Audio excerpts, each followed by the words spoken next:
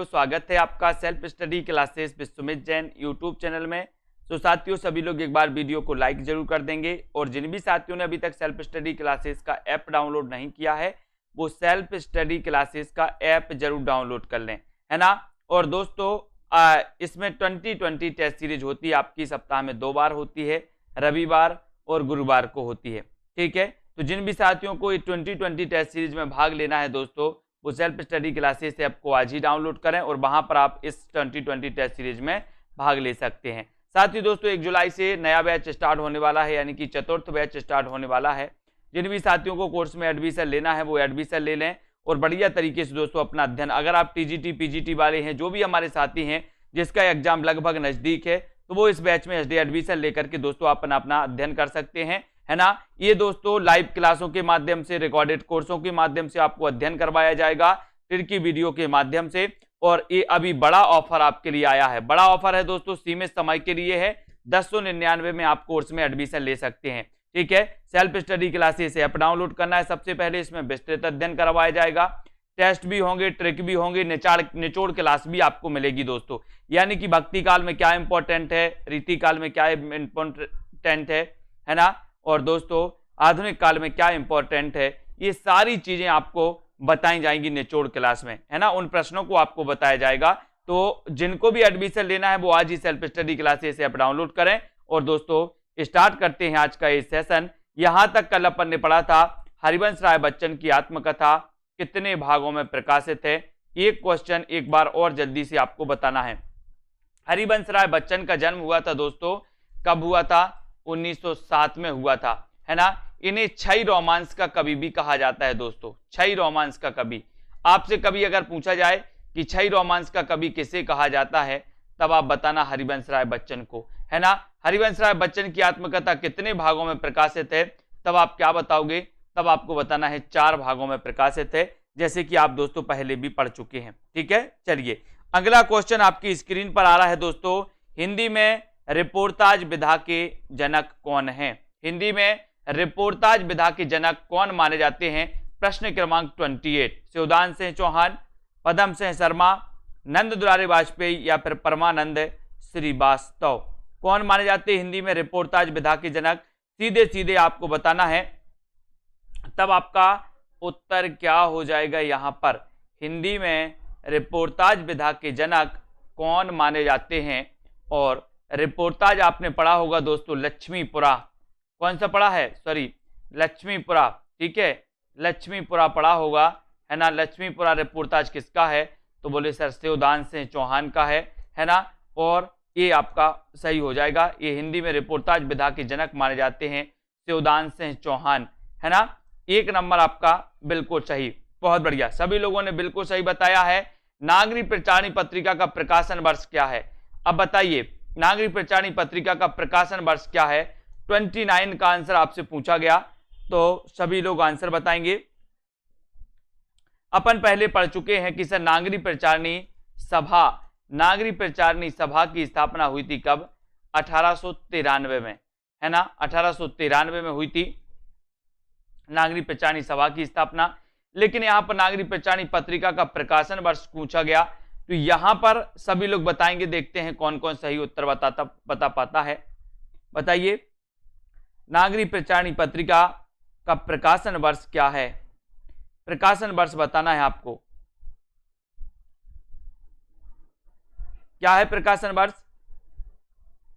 1896, है ना। 1896 माना जाता है दोस्तों, 1896 ये नागरी प्रचारणी पत्रिका का प्रकाशन वर्ष है, ठीक है। यानी कि यहां पर 1897 लिख गया है, अगर ऑप्शन में ऐसी स्थिति कभी बने तो 1897 आप लगा देना, लेकिन 1896 ये सही है नागरी प्रचारणी पत्रिका का प्रकाशन वर्ष, ठीक है। तो ये नंबर आपका यहां पर बिल्कुल सही है। नागरी प्रचारणी सभा की स्थापना 1893 में हुई थी, नागरी प्रचारणी पत्रिका 1896 में दोस्तों प्रकाशित हुई थी, इसको याद रख लेना। नेक्स्ट है हिंदी के प्रथम सर्वांग निरूपक आचार्य कौन है? हिंदी के प्रथम सर्वांग निरूपक आचार्य कौन है? बहुत अच्छा क्वेश्चन है दोस्तों। हिंदी के प्रथम सर्वांग निरूपक जो आचार्य हैं वो कौन माने जाते हैं? घनानंद माने जाते हैं, चिंतामणि माने जाते हैं, या फिर केशव दास? हिंदी के प्रथम सर्वांग निरूपक जो आचार्य हैं वो आचार्य कौन है? जल्दी से लिखिए सभी लोग। हिंदी के प्रथम सर्वांग निरूपक आचार्य, और बढ़िया सा उत्तर सभी लोगों का आया है कि सर अगर हिंदी के प्रथम सर्वांग निरूपक आचार्य की आप बात करोगे तब आपका उत्तर सीधा चला जाता है कहां की ओर, केशवदास। केशवदास आप लोगों के लिए दिख गया था क्या, है ना। हिंदी के प्रथम सर्वांग निरूपक आचार्य केशवदास माने जाते हैं, है ना। और केशवदास को आपको बताना है कि केशवदास को रीतिकाल का प्रवर्तक किसने माना है, बताइए जल्दी से। केशवदास को रीतिकाल का प्रवर्तक किसने माना है, कमेंट में लिखना है। जिनसे भी बनता है वो सभी लिखेंगे केशवदास को रीतिकाल का प्रवर्तक किसे माना जाता, किसने माना है, ये आपको चयन करना है। हिंदी के प्रथम सर्वांग निरूपक आचार्य हैं दोस्तों केशवदास। अब आपको बताना है, बताइए जल्दी से। नेक्स्ट क्वेश्चन है, रीतिकालीन राष्ट्रीय कवि हैं कौन है। रीतिकालीन दोस्तों राष्ट्रीय काव्यधारा से संबंधित जो कवि हैं वो कौन है ना। पता है प्रश्न क्रमांक 31 में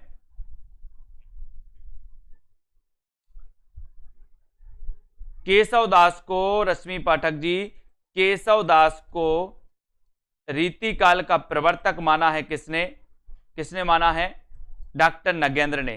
किसने माना है, डॉक्टर नगेंद्र ने। याद रख लेना, डॉक्टर नगेंद्र ने माना है, ये भी आपको याद रखना है ना। बहुत बढ़िया, और बिल्कुल सही, श्याम सुंदर दास और नगेंद्र। ठीक है, तो रीतिकालीन राष्ट्रीय कवि कौन है ये आपसे पूछा गया, तब आप क्या उत्तर लगाओगे, आपको लगाना है दोस्तों उत्तर, क्या लगाओगे, डी, वीर रस के कवि थे भूषण, रीतिकालीन, है ना। और 4 नंबर आपका बिल्कुल सही हो जाता है। भूषण के बारे में आपने पढ़ा होगा, शिवराज भूषण, इनका एक लक्षण ग्रंथ है दोस्तों, शिवराज भूषण, है ना। तो शिवराज भूषण किसका लक्षण ग्रंथ है, भूषण जी का है ना।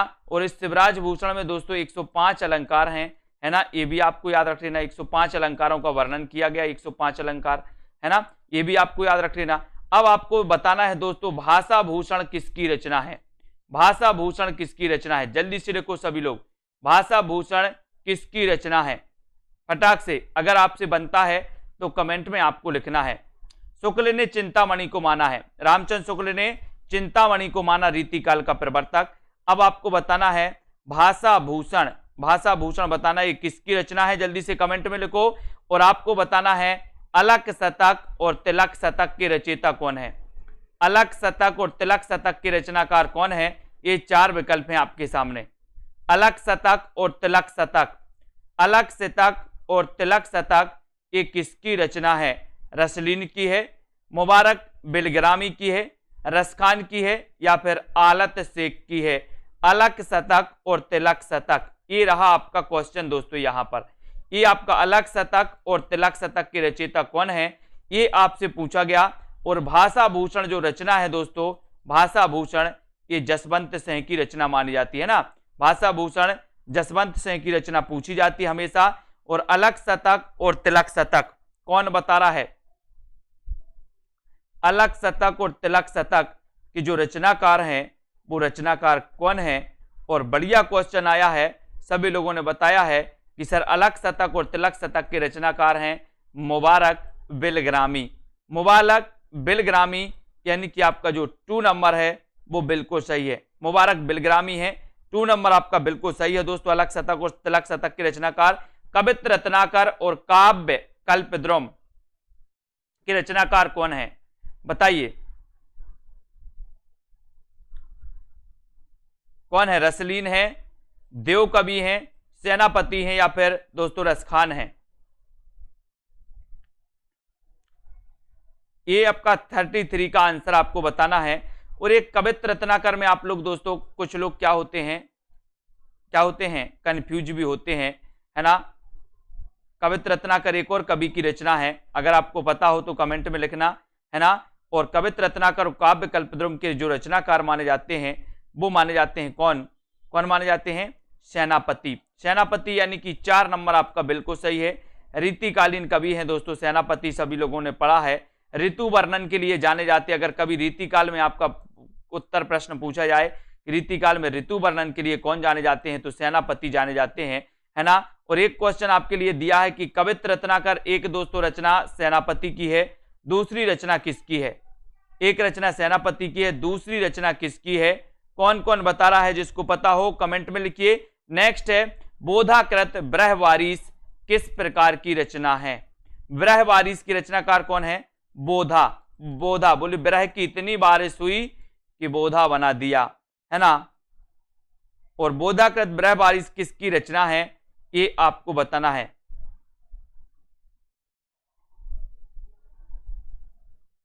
माता प्रसाद, बहुत बढ़िया, ममता रावत जी, माता प्रसाद की है दोस्तों कवित्र रत्नाकर। मैंने आपको कई बार बताया है माता प्रसाद किसकी है,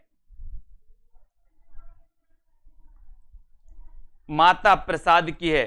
माता प्रसाद की भी रचना है कवित्र रत्नाकर, है ना। अब यहां पर बोधाकृत ब्रहवारिस किस प्रकार की रचना है, ये आपको बताना है। मुक्तक काव्य है, प्रशस्ति काव्य है, प्रबंध काव्य है, या फिर चंपू काव्य है। ब्रहवारिस तो आपको पता ही है दोस्तों, ब्रह की बारिश इतनी हुई, ठीक है। तो ये आपको बताना है बोधाकृत ब्रहवारिस के रचनाकार कौन माने, बोधाकृत ब्रहवारिस किस प्रकार की रचना है, ये मुक्तक काव्य है या प्रशस्ति काव्य है ब्रहवारिस। तो आपका यहां पर बिल्कुल सही आंसर है दोस्तों कि ये प्रबंध काव्य है। क्या है? प्रबंध काव्य है। सी नंबर आपका बिल्कुल सही हो जाएगा, सी नंबर, ठीक है। ये प्रबंध काव्य माना जाता है दोस्तों ब्रहवारिस, ठीक है, इसको याद रख लेना, सी नंबर, ठीक है। अगला क्वेश्चन देखते हैं। अगला क्वेश्चन आपको बताना है मैथिली शरण गुप्त की लोकप्रियता का मूल आधार क्या है। मैथिली शरण गुप्त की लोकप्रियता का आपको बताना है, लोकप्रियता का मूल आधार कौन सा है। भारत भारती है, साकेत है, यशोधरा है, या फिर पंचवटी है। सभी लोग बताएं, मैथिली शरण गुप्त की लोकप्रियता का मूल आधार क्या है। सभी लोगों को बताना है मैथिली शरण गुप्त की प्रसिद्धि का मूल आधार क्या है।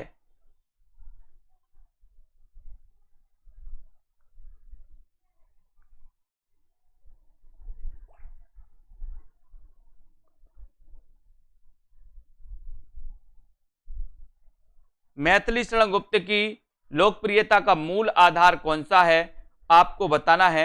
सभी लोग बताएंगे।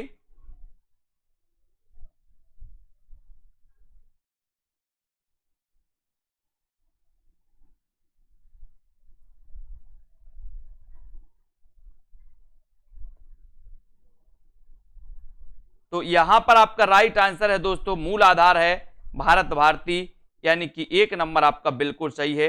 एक नंबर जिन्होंने बताया है उनका आंसर बिल्कुल सही है, ठीक है, ये बिल्कुल सही हो जाएगा। नेक्स्ट आपको बताना है दोस्तों, यहां पर अगला क्वेश्चन बताना है। भारत भारती का रचना काल तो सभी को पता है। भारत बारहमासा किसकी रचना है।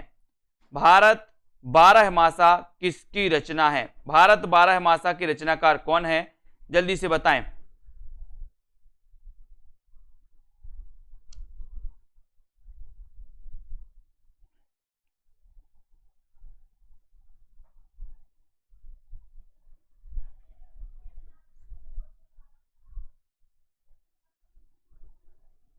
भारत बारहमासा के रचनाकार कौन माने जाते हैं, ये आपको बताना है। अच्छा क्वेश्चन है दोस्तों, प्रश्न क्रमांक 36 में आपको चयन करना है।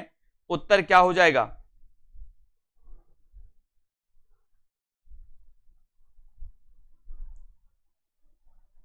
राइट आंसर हो जाएगा दोस्तों, भारत बारहमासा किसकी रचना है, तो ये रचना है किसकी है, राधा कृष्ण दास की।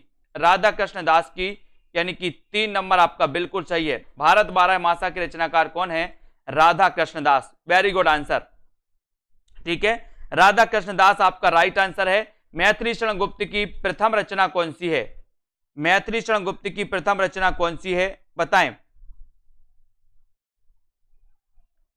मैथिली शरण गुप्त की प्रथम रचना कौन सी मानी जाती है, ये क्वेश्चन अपन पहले भी पढ़ चुके हैं।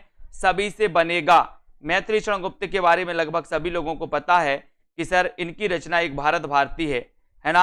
और भारत भारती के जो रचनाकार माने जाते हैं वो मैथिली शरण गुप्त हैं, और इनकी प्रसिद्धि का आधार भी क्या है, भारत भारती है, ठीक है। और मैथिली शरण गुप्त की आपको यहाँ पर चयन करना है इनकी रचनाओं के बारे में। इनकी प्रथम रचना कौन सी है, तो आपका उत्तर चला जाता है रंग में भंग, यानी कि 2 नंबर आपका बिल्कुल सही है। बी नंबर आपका बिल्कुल सही है। Very good. अगला क्वेश्चन, जादू की कुर्सी नाटक के लेखक कौन है? जादू की कुर्सी, अच्छा क्वेश्चन है। जादू की कुर्सी नाटक के जो रचनाकार माने जाते हैं वो कौन माने जाते हैं? बताइए, सीधा सीधा क्वेश्चन आपको बताना है। जादू की कुर्सी बलराज साहनी है, रंगे राघव है, भीष्म साहनी है, या फिर मुद्रा राक्षस है? सीधा आपको बताना है जादू की कुर्सी नाटक के लेखक कौन है। देखते हैं किस पे उत्तर बनता है दोस्तों, है ना। जादू की कुर्सी आपको बताना है, और ये जादू की कुर्सी बोले सर बलराज साहनी, किसकी है कृति? ये बलराज साहनी की। ये नंबर आपका बिल्कुल सही हो जाएगा, ये नंबर बलराज साहनी की कृति है। अगले क्वेश्चन की ओर बढ़ेंगे। औरंगजेब की आखिरी रात एकांकी के रचनाकार कौन है? औरंगजेब की आखिरी रात एकांकी के रचनाकार आपको चयन करना है। ये रचना किसकी है दोस्तों? औरंगजेब की आखिरी रात, औरंगजेब की आखिरी रात के रचनाकार कौन है? औरंगजेब की आखिरी रात एकांकी है, और एकांकी ये किसकी है ये भी आपको बताना है।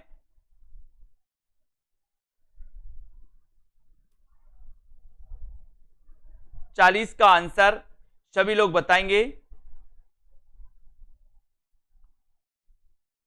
औरंगजेब की आखिरी रात, और औरंगजेब की आखिरी रात के जो रचनाकार हैं वो रचनाकार कौन है? वो रचनाकार हैं राम कुमार वर्मा, है ना। राम कुमार वर्मा है, वेरी गुड। ये नंबर आपका औरंगजेब की आखिरी रात एकांकी है, और एकांकी किसकी है दोस्तों? राम कुमार वर्मा की एकांकी है। ठीक है, नेक्स्ट है अतीत के चलचित्र के रचनाकार कौन है? दोस्तों सीधे सीधे क्वेश्चन आपको बताते जाना है। अतीत के चलचित्र ये किसकी रचना है? राम कुमार वर्मा की है, रांगे राघव महादेवी वर्मा, या फिर नरेश मेहता की? दोस्तों 1 तारीख से न्यू बैच स्टार्ट हो रहा है ना, जिसमें आपको हिंदी साहित्य शुरुआत से पढ़ाया जाएगा। जिन भी साथियों को शुरुआत से पढ़ना है वो कोर्स में एडमिशन लेकर के अपनी तैयारी कर सकते हैं। अपनी तैयारी दोस्तों 1 महीने में भी बहुत आराम से कर सकते हो, है ना, क्योंकि रिकॉर्डेड कोर्स भी आपको मिलने वाला है, लाइव क्लासें भी आपको मिलने वाली हैं, साथ ही बहुत सारे टेस्ट आपको मिलने वाले हैं। ठीक है, तो अगर आप मन से करते हो तो 1 महीने में भी आप तैयारी कर सकते हो। अतीत के चलचित्र के रचनाकार कौन है, तब आपसे यहां से पूछा गया, और उत्तर चला जाएगा महादेवी वर्मा, और 3 नंबर आपका बिल्कुल सही है। 1907 में इनका जन्म हुआ था दोस्तों, महादेवी वर्मा का, है ना। छायावाद की कवित्री हैं, रहस्यवाद से प्रभावित हैं। इनकी बौद्ध धर्म से रचना दोस्तों प्रभावित मानी जाती है कौन सी? रश्मि, है ना। और इनकी यामा के लिए इन्हें ज्ञानपीठ पुरस्कार भी मिला था। तुलसीदास विनय पत्रिका, तुलसीदास की विनय पत्रिका की भाषा क्या है? तुलसीदास की विनय पत्रिका की भाषा क्या है ये आपको बताना है। तुलसीदास की विनय पत्रिका की भाषा क्या है? भाषा क्या है? ब्रज है, अवधी है, या फिर बताइए खड़ी बोली, या फिर मगही? तुलसीदास की विनय पत्रिका की भाषा है तो क्या है? भाषा क्या है? तुलसीदास की विनय पत्रिका की भाषा क्या है? और आपका उत्तर है ब्रज भाषा। कौन सी है? तुलसीदास की विनय पत्रिका की जो भाषा है वो ब्रज भाषा है ना। और विनय पत्रिका की रचना इन्होंने क्यों की थी? इन्होंने कलिकाल की मुक्ति के लिए, कलिकाल की मुक्ति हेतु विनय पत्रिका की रचना की थी। किसने? तुलसीदास ने। ये भाषा पूछा ही जाता है, ठीक है, तो ये भी अपन को याद करना है। कलिकाल की मुक्ति हेतु की थी, ये भी आपको याद रख लेना। काव्य विवेक के रचनाकार कौन है? काव्य में विवेक, काव्य विवेक के रचनाकार कौन है? देव, मतिराम, चिंतामणि, या फिर केशवदास? काव्य विवेक के रचनाकार कौन माने जाते हैं ये भी आपको बताना है।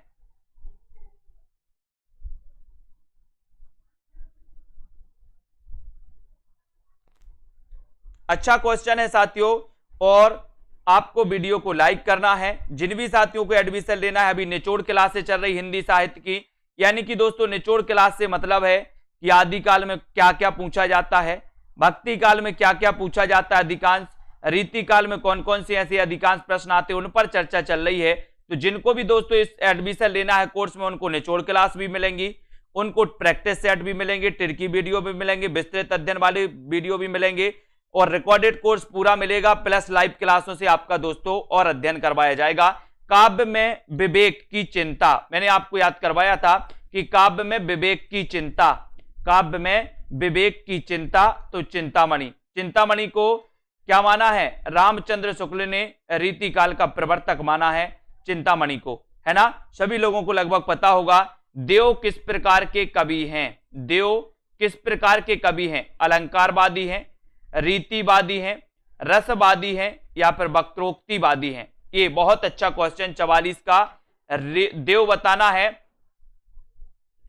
बताएं देव किस प्रकार के कवि हैं, देव किस प्रकार के कवि माने जाते हैं। देव कवि आपने दोस्तों देव कवि के बारे में पढ़ा होगा, है ना। और देव ने छल नामक 34वां संचारी भाव बाना, ये भी आपको पता होगा, ठीक है। और देव किस प्रकार के कवि माने जाते हैं, तब आपका उत्तर हो जाएगा दोस्तों, ये माने जाते हैं कैसे, रसवादी कवि। देव किस प्रकार के माने जाते हैं, रसवादी। अच्छा क्वेश्चन है, गलत नहीं करना, ये अलंकारवादी नहीं है, ये रसवादी हैं। कैसे हैं, रसवादी कवि माने जाते हैं। यानी कि आपका 3 नंबर सही हो, 3 नंबर आपका सही हो जाएगा, ठीक है। देव रसवादी आचार हैं, है ना, बहुत बढ़िया। अगला क्वेश्चन देखते हैं, देव किस प्रकार के कवि, ये तो आपका हो ही गया है। साहित्य क्षेत्र में सर्वाधिक विरोध किसका हुआ, बहुत अच्छा क्वेश्चन। साहित्य क्षेत्र में प्रश्न है आपका, साहित्य क्षेत्र में सर्वाधिक विरोध किसका हुआ, ये 4 विकल्प आपके सामने हैं। साहित्य क्षेत्र में सर्वाधिक विरोध किसका हुआ। दोस्तों आप छायावाद पढ़ते हैं, छायावाद अपन देखते हैं कि सर 1918 से लेकर के 1936 का युग छायावाद है। छायावाद के प्रवर्तक जयशंकर प्रसाद हैं। आचार्य रामचंद्र शुक्ल ने मुकुटधर पांडे को माना है। छायावाद के 4 आधार स्तंभों में जयशंकर प्रसाद, निराला, महादेवी वर्मा, पंत को लिया जाता है। छायावाद के दोस्तों आपको पता है कि प्रमुख आधार स्तंभों में निराला का नाम भी लिया जाता है। और अगर बात करें कि सबसे ज्यादा विरोध किसका हुआ, तो आपका उत्तर हो जाएगा क्या, निराला, निराला, है ना। छायावाद में सबसे ज्यादा विरोध किसका हुआ, तो उत्तर होता है निराला। और छायावाद का सबसे ज्यादा विरोध किसने किया, तो छायावाद का सबसे ज्यादा विरोध किया था दोस्तों किसने, महादेवी वर्मा ने। छायावाद का सबसे ज्यादा विरोध किया था महादेवी वर्मा ने। और छायावाद में सबसे ज्यादा विरोध हुआ था तो वो हुआ था निराला जी का, ये भी अपन को याद करना है। अगला क्वेश्चन है, मैं उस जनपद का कवि हूं, काव्य रचना किसकी है। मैं उस जनपद का कवि हूं, ये इसके रचनाकार कौन है, जल्दी से आपको बताना है। मैं उस जनपद का कवि हूं, ये किसकी रचना है। मैं उस जनपद का कवि हूं, ये रचना किसकी है, कमेंट में लिखिए। त्रिलोचन की है, निराला, दिनकर या फिर दोस्तों नागार्जुन की। मैं उस जनपद का कवि हूं, ये रचना किसकी है।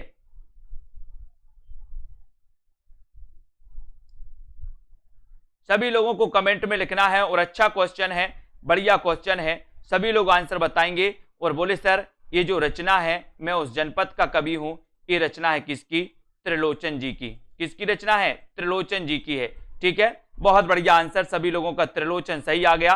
त्रिलोचन का वास्तविक नाम क्या था दोस्तों, वासुदेव सिंह, है ना, Vasudev Singh, very good. Next है, भूल गलती कविता के रचनाकार कौन है। भूल गलती, भूल गलती ये कविता किसकी है, ये भूल गलती कविता किसकी है। अच्छा क्वेश्चन है, भूल गलती कविता के रचनाकार कौन माने जाते हैं, त्रिलोचन, मुक्तिबोध, दिनकर या फिर नागार्जुन। भूल गलती कविता किसकी है।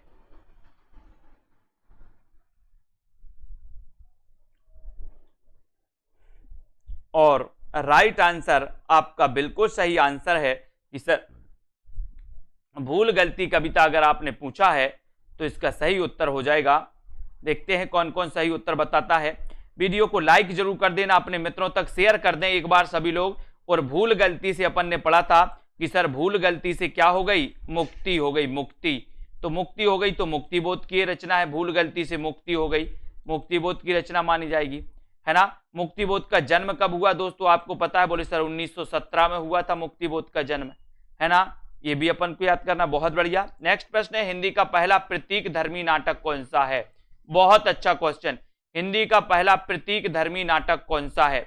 हिंदी का पहला प्रतीक धर्मी नाटक कौन सा है। कामना, रजत शिखर, आषाढ़ का एक दिन या फिर वत्सराज। हिंदी का पहला प्रतीकधर्मी नाटक कौन सा माना जाता है? सेल्फ स्टडी क्लासेस ऐप किसने डाउनलोड नहीं किया, ऐप जरूर डाउनलोड करें। 2020 टेस्ट सीरीज आपके लिए फ्री रखी गई है ना। फ्री में आप दोस्तों उसमें पढ़ सकते हो, उसमें टेस्ट लगा सकते हो, बहुत सारे टेस्ट भी उपलब्ध हैं उसमें, ठीक है। तो यहां पर हिंदी का पहला प्रतीकधर्मी नाटक आपसे पूछा गया है और आपका सही उत्तर कौन सा हो जाएगा? राइट आंसर है दोस्तों आपका कौन सा? प्रतीकधर्मी कामना। और कामना नाटक के रचनाकार कौन है? तो लगभग सभी लोगों को पता है कि सर कामना जो है ये जयशंकर प्रसाद का है और जयशंकर प्रसाद का ये प्रतीकधर्मी नाटक माना जाता है। और इस कामना नाटक के आधार पर ही कामायनी दोस्तों महाकाव्य लिखा गया। और कामायनी महाकाव्य कब लिखा गया? तो 1935 में लिखा गया, ठीक है। 1935 में। कामायनी में कितने सर्ग हैं? बोले सर 15 सर्ग हैं, है ना। और ये कामना नाटक पर आधारित है और हिंदी का पहला प्रतीकधर्मी जो नाटक है वो कामना माना जाता है। एक क्वेश्चन आपके लिए दिया जाता है, जयशंकर प्रसाद का प्रथम नाटक कौन सा है? बताना है सभी लोगों को। अगला क्वेश्चन है, ललित निबंधकार के रूप में किसे प्रसिद्धि मिली? बहुत अच्छा क्वेश्चन।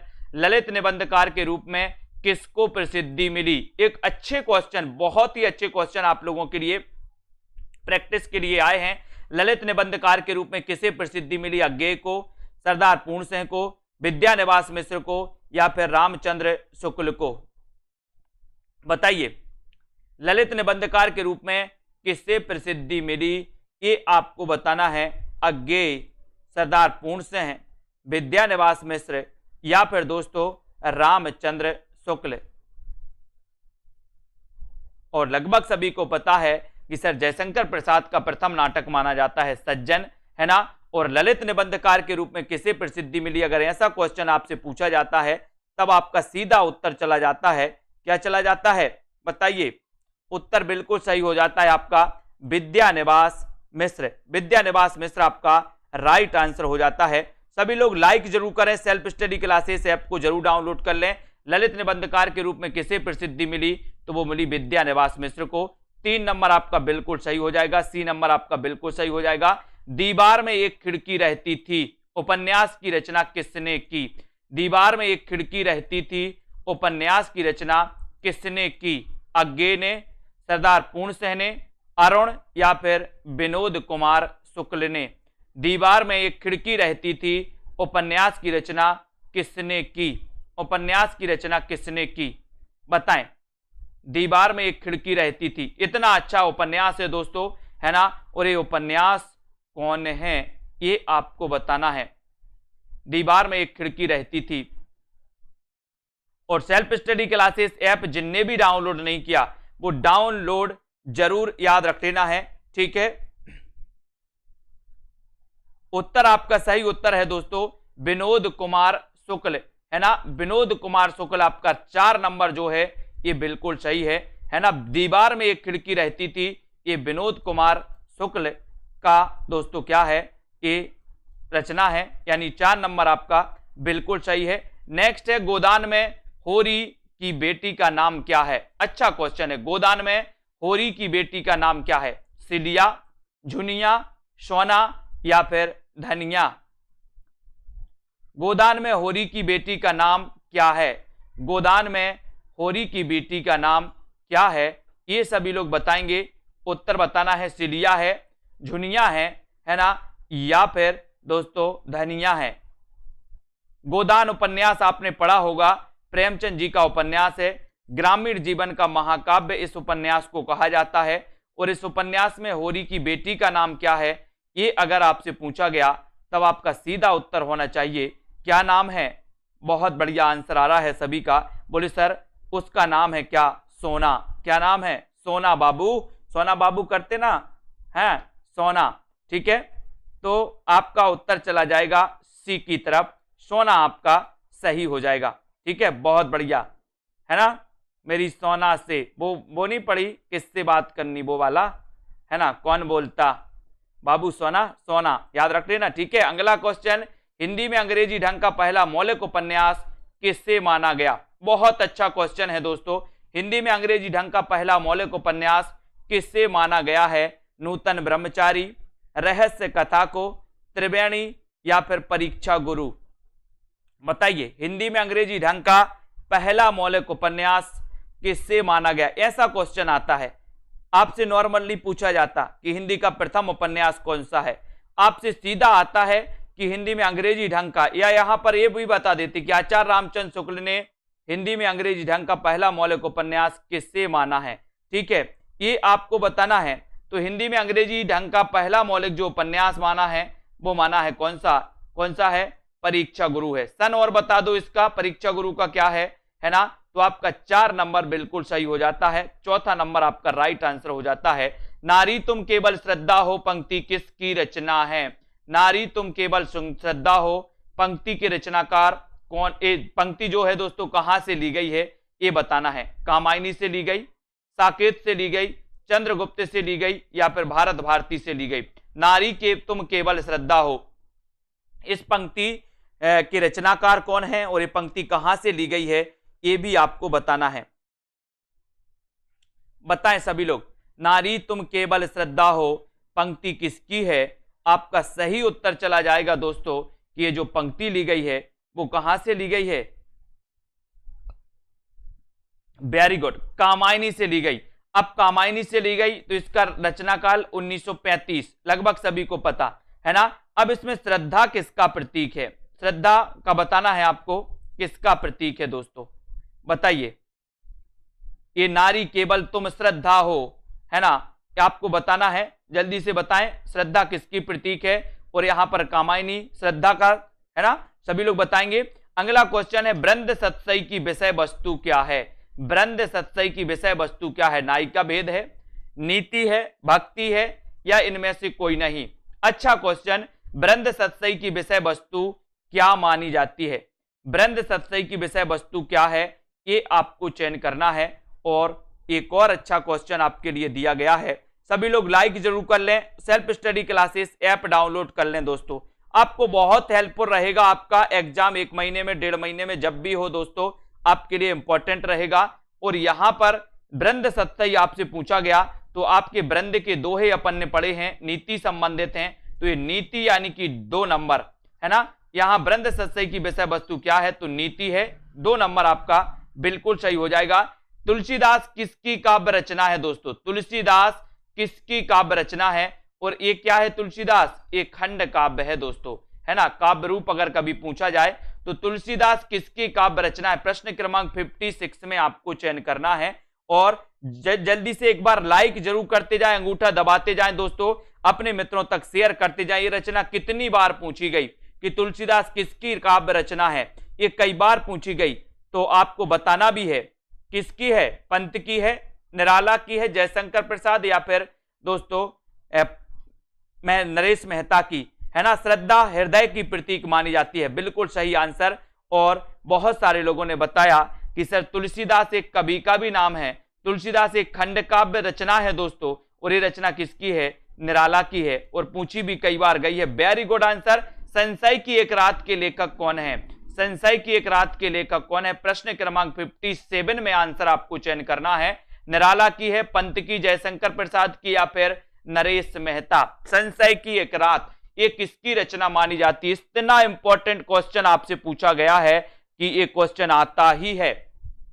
तो सभी लोग लाइक करके शेयर करके आगे बढ़ेंगे अपने मित्रों तक। संशय की एक रात के लेखक कौन है? जिन्होंने self study classes app download नहीं किया वो ऐप डाउनलोड कर लें। और जल्दी ही दोस्तों अभी 1099 का ऑफर है आपके लिए, ये ऑफर जल्दी ही समाप्त हो जाएगा। अभी इस ऑफर का लाभ लेते हुए आप अध्ययन कर सकते हैं। आपको 3000 4000 फीस नहीं भरनी अब है ना, केवल 1099 भरनी है। संशय की एक रात नरेश मेहता की रचना है, 4 नंबर आपका बिल्कुल सही हो जाएगा। भय भी शक्ति देता है किसका काव्य संग्रह है? भय भी शक्ति देता है किसका काव्य संग्रह है? नरेंद्र मोहन का, उदय प्रकाश का, लीलाधर जगुड़ी, या फिर नरेश मेहता? भय भी शक्ति देता है, भय भी शक्ति देता है, बताइए 58 का आंसर ये किसका काव्य संग्रह है? भय भी शक्ति देता है काव्य संग्रह के रचनाकार कौन माने जाते हैं? उत्तर आपको चयन करना है, उत्तर आपको बताना है। तो सभी लोग बताएंगे और एक बार लाइक करते हुए आगे बढ़ना है अपन को, ठीक है, और शेयर भी कर देना है दोस्तों। ये जो रचना है भय भी शक्ति देता है, ये कैसे शक्ति देता, बोले सर जुगाड़ से शक्ति देता है, जुगाड़ से, भाई भी जुगाड़ से शक्ति देता है, तो जुगाड़ से जगूड़ी, जगूड़ी हो जाएंगे, है ना। भाई भी शक्ति देता है कैसे, जुगाड़ से, तो लीलाधर जगूड़ी, है ना। पहाड़ पर लालटेन पड़ी होगी इनकी एक रचना दोस्तों आपने, पहाड़ पर लालटेन, है ना। और दोस्तों भाई भी शक्ति देता है लीलाधर जगूड़ी, है ना। Very good. नेक्स्ट है भवानी प्रसाद मिश्र की कविताएं किस सप्तक में प्रकाशित हुई थी। भवानी प्रसाद मिश्र, और भवानी प्रसाद मिश्र का जन्म अपन ने पढ़ा था दोस्तों 1914 में हुआ था, है ना। और इनकी कविताएं किस सप्तक में प्रकाशित हुई ये भी आपको बताना, पहला तार सप्तक, दूसरा तार सप्तक, है ना, तीसरा सप्तक या चौथा सप्तक, किस तार सप्तक में दोस्तों ये प्रकाशित हुई थी भवानी प्रसाद मिश्र की रचनाएं, बताएं। अच्छा क्वेश्चन है, यहां पर आ जाओ। भवानी प्रसाद मिश्र की कविताएं किस, हाँ पहाड़ पर, हाँ बिल्कुल, वेरी गुड, पहाड़ पर लालटेन मंगलेश डबराल की है, सॉरी, है ना, पहाड़ पर लालटेन मंगलेश डबराल की है, सॉरी, ठीक है। भवानी प्रसाद मिश्र की कविताएं किस सप्तक में है, तब आपका उत्तर हो जाएगा, बोले हरि भवानी शकुन करे, और उत्तर चला जाता है दूसरा सप्तक, दूसरा सप्तक, यानी कि 2 नंबर आपका बिल्कुल सही है। भवानी प्रसाद मिश्र की कविताएं किस सप्तक में है, द्वितीय तार सप्तक में है। वेरी गुड, बहुत बढ़िया, ठीक है। पहाड़ पर लालटेन के रचनाकार मंगलेश डबराल हैं, है ना, लीलाधर जगूड़ी नहीं। याद रख लो, मेरे राम का मुकुट भीग रहा है किसका निबंध है, मेरे राम का मुकुट भीग रहा है, ये निबंध किसका है, ये आपको बताना है। विद्यानिवास मिश्र का है, कुबेर नाथ राय का, हरिशंकर परसाई का है, या फिर दोस्तों धर्मवीर भारती का है। मेरे राम का मुकुट भीग रहा है, ये बताइए, मुकुट भीग रहा है किसका निबंध है, किसका निबंध है, बताएं सभी लोग। विद्यानिवास मिश्र, कुबेर नाथ राय, हरिशंकर परसाई, धर्मवीर भारती, ठीक है, बहुत बढ़िया, बताएं। मेरे राम का मुकुट भीग रहा है, एक कई बार पूछा गया ये क्वेश्चन दोस्तों, मेरे राम का मुकुट भीग रहा है, बोले तुमने कैसे जाना, बोले हमने विद्या से जाना, कैसे जाना, विद्या से जाना। तो विद्यानिवास मिश्र, मेरे राम का मुकुट भीग रहा है, विद्यानिवास मिश्र, यानी कि आपका जो 1 नंबर है वो बिल्कुल सही आंसर चला जाता है। लाइक जरूर कर लेना, सेल्फ स्टडी क्लासेस ऐप को डाउनलोड जरूर कर लेना। ध्रुव स्वामिनी नाटक की रचना किसने की दोस्तों, ध्रुव स्वामिनी नाटक की रचना किसने की, जयशंकर प्रसाद ने, कुबेर नाथ राय, भारतेंदु हरिश्चंद्र, या फिर धर्मवीर भारती। ध्रुव स्वामिनी नाटक की रचना किसने की है ये आपको बताना है। और आपको पता होगा दोस्तों कि सेल्फ स्टडी क्लासेस ऐप में आपके लिए रविवार और गुरुवार 2 दिन बिल्कुल 2020 टेस्ट सीरीज फ्री होती है ना, फ्री होती है। तो उस टेस्ट सीरीज में भी आप भाग ले सकते हैं, पहले के बहुत सारे टेस्ट हैं वो भी आप दे सकते हैं, है ना। तो सेल्फ स्टडी क्लासेस आज ही ऐप डाउनलोड कर लें, और हिंदी साहित्य के कोर्स में 1099 में आप एडमिशन ले सकते हैं। मॉडल पेपर टीजीटी पीजीटी के 450 में दोस्तों, है ना, और हिंदी साहित्य की 3000 प्रश्नों की टेस्ट सीरीज मात्र आपको 400 रुपए में इसमें ले सकते हो, ठीक है। ध्रुव स्वामिनी नाटक की रचना के जो रचनाकार हैं दोस्तों वो कौन है, वो जयशंकर प्रसाद हैं। इनका जन्म कब हुआ था, 1889 में हुआ था, इनको भी अपन को याद रख लेना है, ठीक है। Very good. Next question, Hindi का सर्वप्रथम गीत नाट्य कौन सा है, गीति नाट्य बताना है, गीति नाट्य कौन सा है। यहां पर 4 विकल्प हैं, प्रथम बताना है दोस्तों, आपको पता होगा, है ना।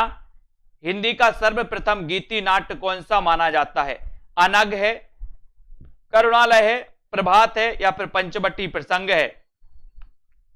हिंदी का प्रथम गीति नाट्य कौन सा माना जाता है। और यहां पर आपको पता होगा दोस्तों कि ये जो गीति नाट्य है इसका रचना काल क्या है, 1913, और ये कौन सा है, करुणालय, बोले 13 करुणालय, 13 करुणालय, है ना। तो करुणालय ये गीति नाट्य है, और दोस्तों ये हिंदी का प्रथम गीति नाट्य माना जाता है ना। कुछ विद्वान पंचवटी प्रसंग को मानते हैं, है ना, लेकिन ये करुणालय आपका सही है, अधिकांश विद्वानों और यही उत्तर सही होता है इस प्रकार के प्रश्नों में। कबूतर खाना किस एकांकीकार की रचना है, कबूतर खाना किस एकांकीकार की रचना है, विनोद रस्तोगी, मोहन राकेश, भुवनेश्वर, या फिर जगदीश चंद्र माथुर। कबूतर खाना किस एकांकीकार की रचना है, जल्दी से आपको बताना है। और ऐसे कौन से साथी हैं जिन्होंने self study classes app download नहीं किया, सभी लोग करें। 1 जुलाई से नया बैच स्टार्ट होने वाला, यानी कि चतुर्थ बैच स्टार्ट होने वाला है दोस्तों हिंदी साहित्य का। उस बैच में आप एडमिशन ले सकते हैं और पढ़ सकते हैं, ठीक है। और ये ऑफर है अभी 1099 का, तो इस ऑफर का लाभ आप ले सकते हो, है ना। तो कबूतर खाना किस एकांकीकार की रचना है, ये अगर आपसे पूछा गया तब आप उत्तर क्या लगाओगे? कबूतर खाना। आपने सुना होगा दोस्तों, कबूतर जा जा जा, है ना, बोले जगदीश चंद्र माथुर, माथुर, है ना। तो कबूतर खाना एकांकी है जगदीश चंद्र माथुर की, यानी कि उत्तर आपका डी की ओर चला जाता है। डी नंबर आपका बिल्कुल सही हो जाता है। Very good. नेक्स्ट है, आधे अधूरे नाटक के प्रमुख स्त्री पात्र का नाम क्या है? आधे अधूरे नाटक, आधे अधूरे नाटक किसका है? मोहन राकेश का है, सभी लोगों को पता है। इसके स्त्री पात्र का नाम क्या है, ये आपको बताना है। आधे अधूरे नाटक के स्त्री पात्र का नाम क्या है? मालती है, जया है, सावित्री है, या फिर अलका है?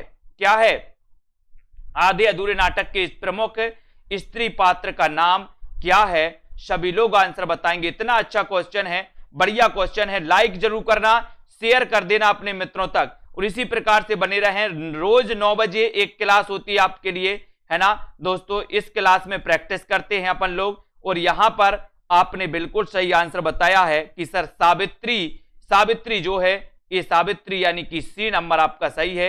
ये आधे अधूरे नाटक की प्रमुख स्त्री पात्र का नाम है सावित्री, और 3 नंबर आपका बिल्कुल सही हो जाएगा। 3 नंबर राइट आंसर हो जाएगा। वेरी गुड, सभी को धन्यवाद। इसी प्रकार से पढ़ते रहें दोस्तों। ये 2020 टेस्ट सीरीज है, इसमें आप भाग ले सकते हैं। बोले सर कैसे ले सकते हैं? तो आपको सबसे पहले self study classes app download करना है। Self study classes app download करने के बाद आप दोस्तों इसमें अगर एडमिशन लेना तो एडमिशन ले सकते हो, नहीं तो इन टेस्ट सीरीज में आप भाग ले सकते हो, ठीक है। उसके बाद दोस्तों आपके लिए 1 जुलाई से चतुर्थ बैच स्टार्ट हो रहा है सेल्फ स्टडी क्लासेस में हिंदी साहित्य का, स्पेशली टीजीटी पीजीटी के लिए, ठीक है। और इसी प्रकार से अध्ययन करें, है ना। और दोस्तों बढ़ते रहें। रंजू जी और भी वीडियो हैं, आप दे सकते हैं, है ना। आपके पास अगर समय नहीं है तो और भी वीडियो है, उनको भी देखते जाएं आराम से, है ना। और ये समय नहीं, ये तो आराम से ही चलती है क्लास, ठीक है। और बड़ा ऑफर आपके लिए आया है 1099 का। 1099 के इस ऑफर के साथ आप दोस्तों इसमें एडमिशन ले सकते हैं। 9 बजे आइए, 9 बजे से आराम से पढ़िए और अध्ययन करते रहिए, है ना। और निरंतर जो अध्ययन करते हैं उन्हीं का सिलेक्शन होता है ना। जो दोस्तों सोचते हैं कि एग्जाम के 1 महीना पहले पढ़ लेंगे, आधा महीना या 10 दिन पहले पढ़ लेंगे, वो तो छोड़ दो, है ना। इसलिए हिंदी साहित्य के कोर्स में जिनको एडमिशन लेना है, विस्तृत टेस्ट ट्रिक निचोड़ क्लास तो ले सकते हैं और अध्ययन अपना कर सकते हैं। रामदयाल रचना जी, नवदीप सोनिया, मनीषा जी, कल्पना राममूरत जी, लक्ष्मी जी, डॉली सेठ जी, रमा जी, मोनिका मोहन, बीनू जी, लालदास, रंजू जी, रीना जी, पूजा जी, मनीषा, आकाश, उदय जी, लालदास, निरुपमा जी, दिनेश जी, अर्शदीप जी, सतीश जी, है ना, मंजू जी, मनीषा जी, अनीता, तनु जी, अमृता, लवली जी, बहुत बढ़िया, लालदास जी, ज्योति जी, नीता, गीतिका जी, बाल मुकुंद, भारती जी, विजय लक्ष्मी जी, सभी साथियों को धन्यवाद। कुबेर जी और लोकेश जी, अभय जी, ठीक है, पूजा जी, सरोज जी।